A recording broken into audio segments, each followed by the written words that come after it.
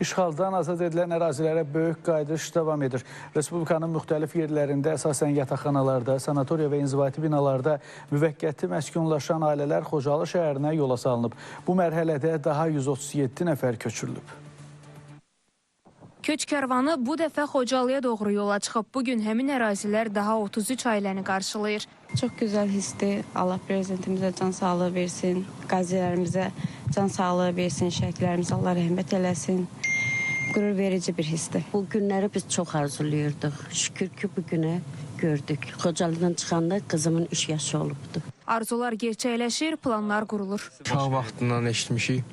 İnşallah gedək orada yaxşı bir şeylər olacaq. Qarabağ Universitetində oxumaq istəyirəm, IT sahəsi üzrə. İnşallah gələcək planımı yavaş-yavaş quracaq. Mən o vaxt elə özüm Xocalıda olmuşam, 4 qardaş, 2 şəhidim olub.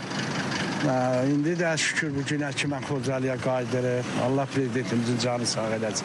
İndi Qarabağa yeni nəfəs gəlir, yeni şagirdlər, yeni müəllimlər. Fəxirli bir şey dəqiqətən ki, yəni görmədiyim yerləri görəcəm, baxacam. Mənim üçün çox fəxirli bir şey dəqiqətən. Oxumaq birinci, orada Qarabağ Universiteti var, orada oxumaq istəyirəm inşallah. Qeyd edək ki, bugünkü köçdə nəzərə alınmaqla Xocalı şəhərinə köçürülən ailələrin ümumi sayı 85-ə, yəni 341 nəfərə çatıb. Hazırda Qarabağda və Şərqi Zəngəzurda ümumilikdə 40 mindən çox insan yaşayır.